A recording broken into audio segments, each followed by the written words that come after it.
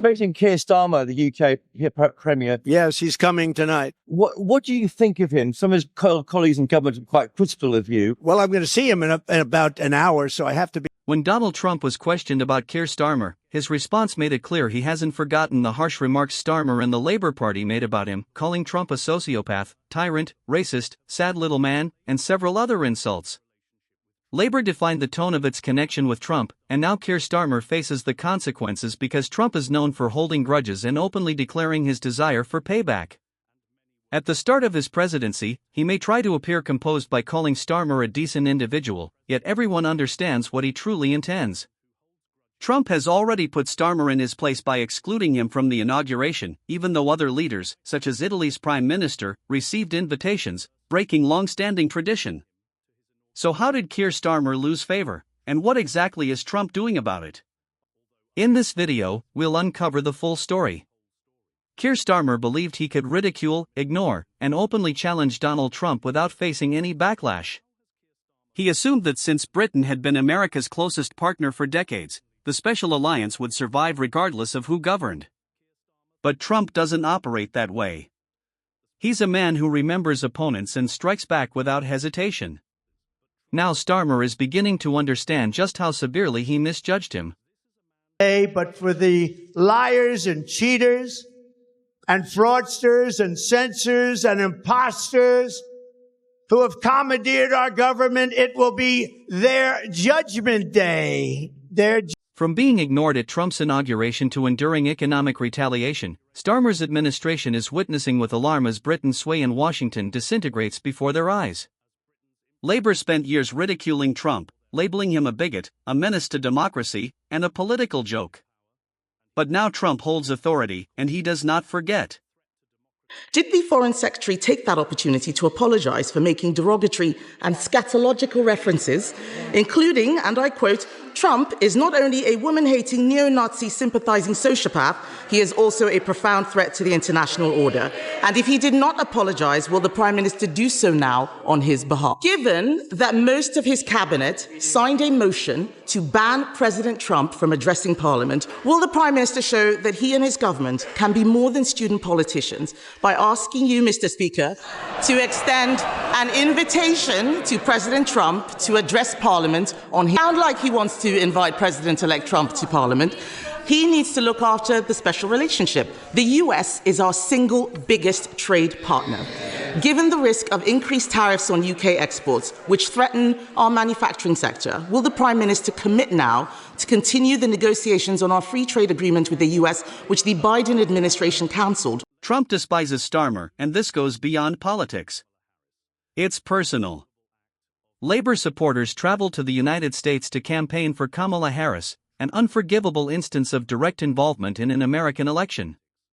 This wasn't merely politicians voicing opinions. Starmer's Labour Party deliberately acted against Trump's re-election.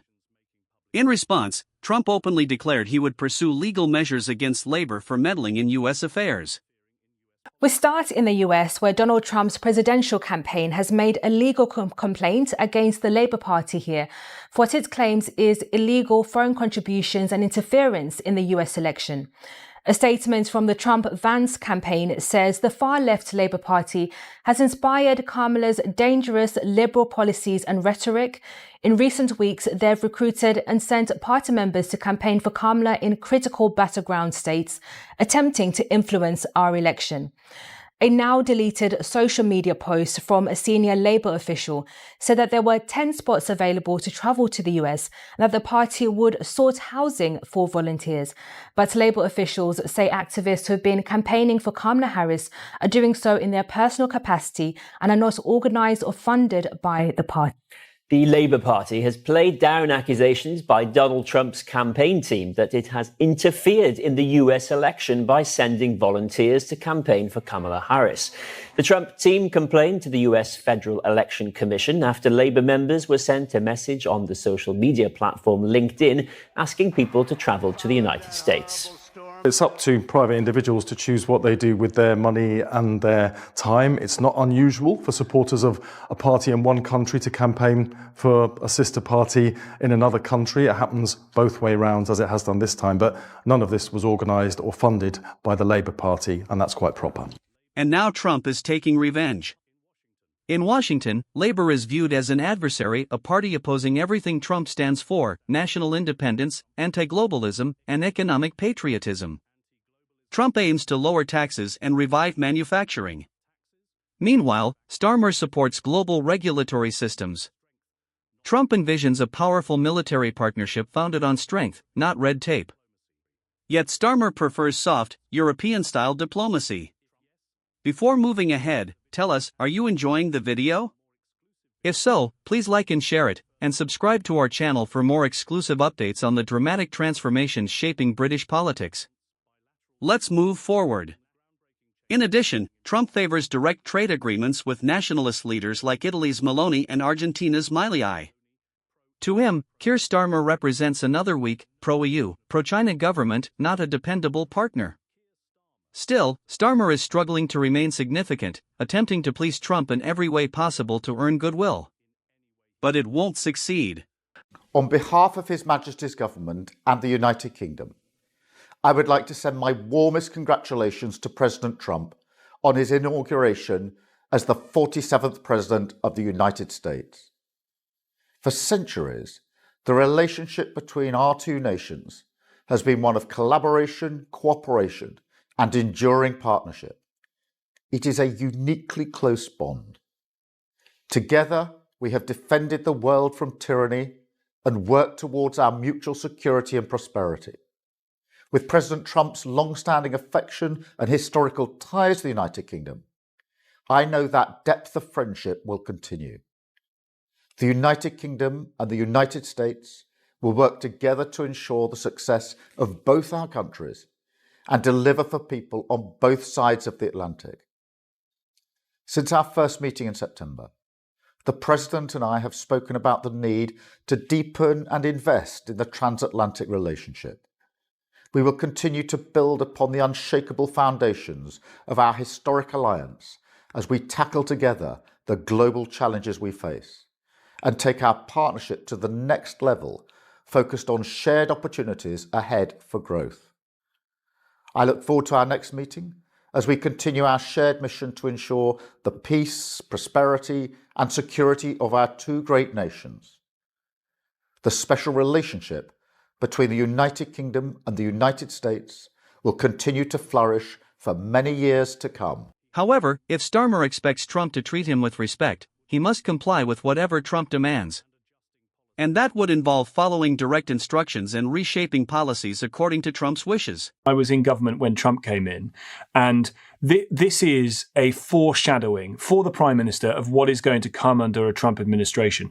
They will be derailed almost every day by something that the President says or what the White House releases or a decision that they make that is going to distract from what it is the government wants to talk about. I mean, we had situations in Downing Street where Trump would wander out onto the White House lawn in front of the cameras and say, oh, something's happened in the UK, I'm going to go and call Theresa. And suddenly the phone would ring in the Prime Minister's office. Oh, God, the President's on the phone. And this is a foreshadowing for it. Nothing highlighted Starmer's insignificance more than his absence from Trump's second inauguration.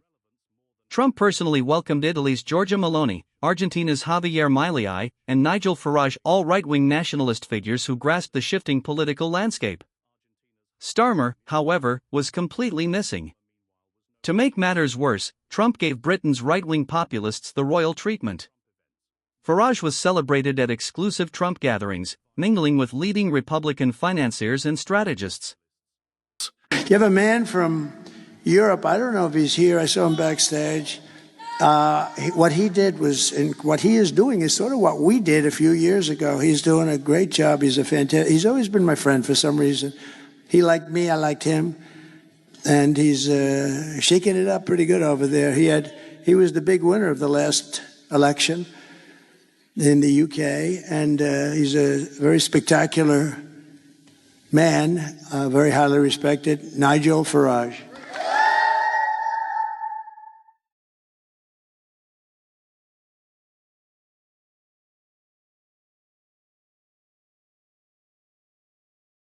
He's a little bit of a... Do you think you are Britain's Trump? Not really, no. I think we're very different. But I think we think the same on many things, certainly. You've spent a lot of time campaigning with him. What have you learned from him?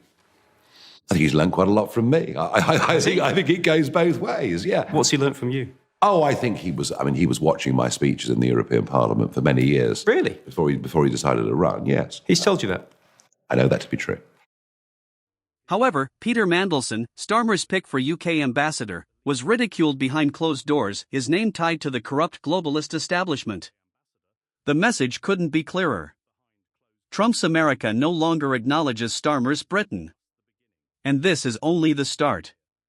Trump's resentment towards Starmer isn't merely symbolic. It's about control. He has already suggested imposing tariffs on allies who refuse to follow his agenda. And who tops that list? Britain. We're going to put tariffs on outside countries and outside people that really mean us harm. They mean us harm, but they basically want to make their country good. Look at what others do.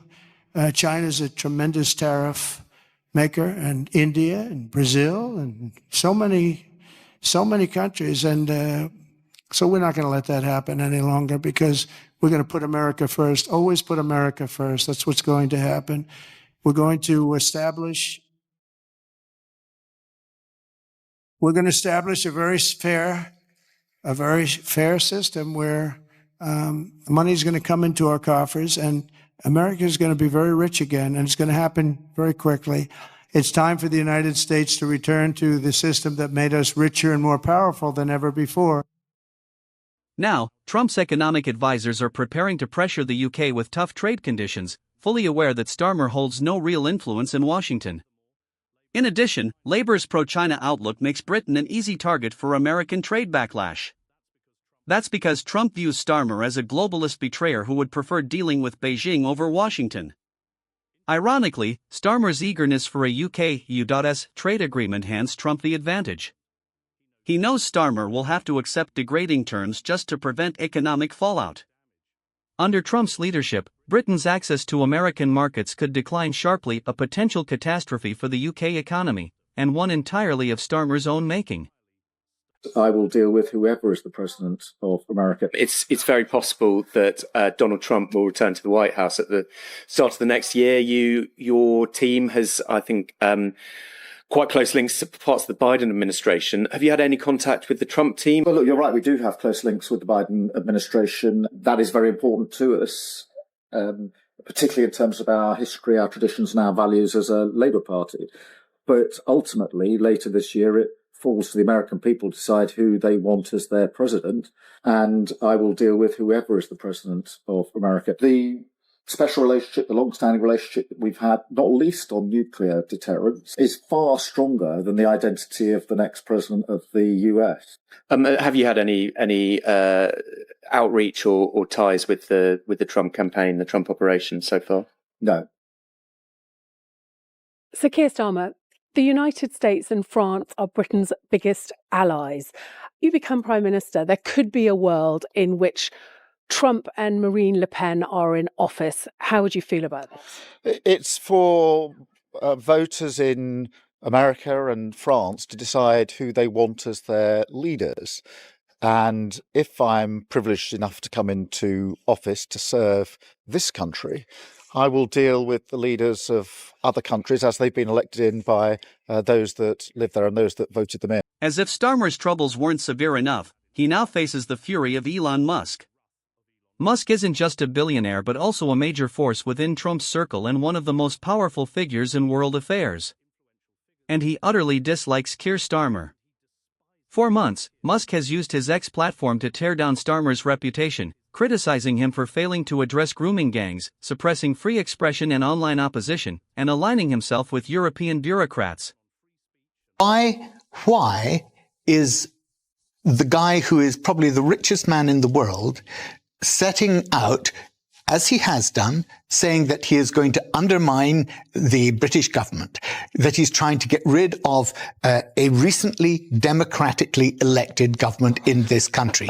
That is not good, Barry, for democracy. You belong to a party that sent activists to America to actively plot to, and I quote, kill Elon Musk's Twitter. Labour activists in a centre for countering digital hate that was set up by a certain Morgan McSweeney, happens to be Keir Starmer's chief of staff. I wonder why Elon Musk has suddenly got a really strong interest in Keir Starmer and the Labour Party. Because let's be honest, Barry, all of those statements that Labour MPs made about Donald Trump, all of those bizarre statements they made about Elon Musk, guess what? These guys don't really like that. They don't like being abused. They don't like being insulted. So they're going to call you out when you fail, like when you fail with these white working class girls in communities.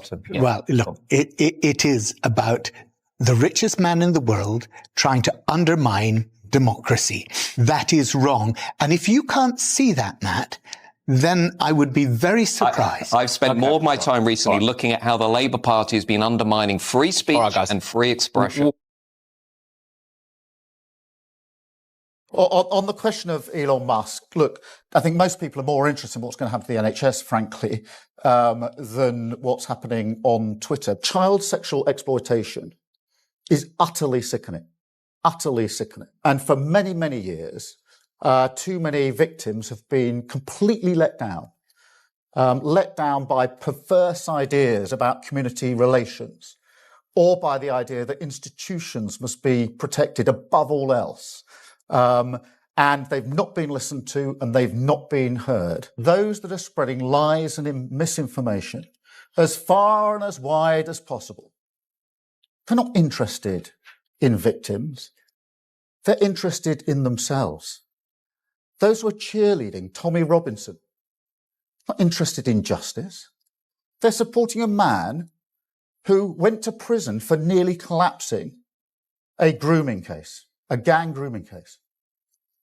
These are people who are trying to get some kind of vicarious thrill from street violence that people like Tommy Robinson promote. And those attacking Jess Phillips, who I'm proud to call a colleague and a friend, not protecting victims. Jess Phillips has done 1,000 times more than they've even dreamt about when it comes to protecting victims of sexual abuse throughout her entire career. But when the poison of the far right leads to serious threats to Jess Phillips and others, then in my book, a line has been crossed. Musk's unrelenting public criticism has pushed Labour MPs onto the defensive, scrambling to contain the fallout. But the reality is that Musk's reach is enormous, and his close connection to Trump ensures Starmer's troubles keep escalating.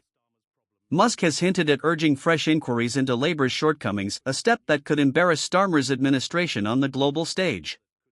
In addition, Musk has openly endorsed Reform UK, helping elevate Farage's movement into a legitimate political force. At this point, Trump and Musk are fully aligned, meaning Starmer is not only facing an American president but also one of the wealthiest and most influential figures on the planet. And that figure is gaining admiration among the British public for standing up to Starmer. They want Elon Musk gone, X turned off, and freedom of speech stamped out. Starmer himself has said he's going to look at social media laws in the wake of the riots and even revisit the Online Safety Act. And right on cue, of course, the Westminster elite are now circling. Guardian columnists got their knickers in a twist, saying Musk should be on trial in the UK for inciting the riots.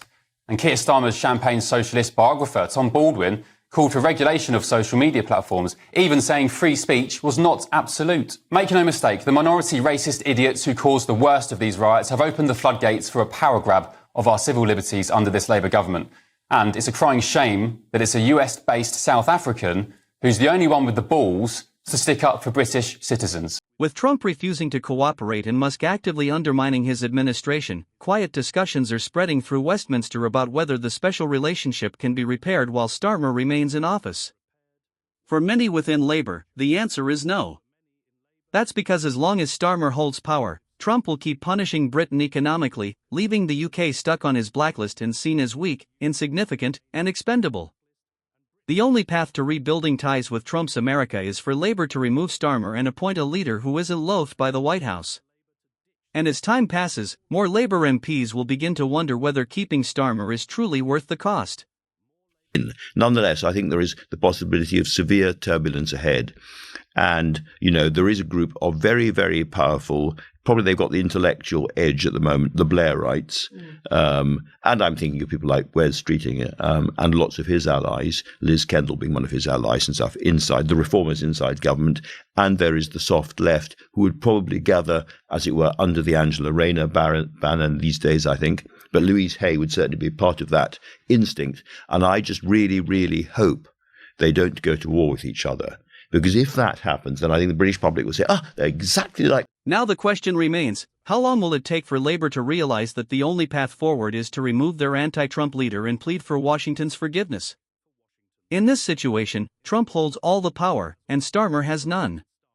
The humiliation of Keir Starmer is only just beginning. What do you think? Will Donald Trump retaliate against Starmer and the Labour Party by ending the special relationship between the US and the UK?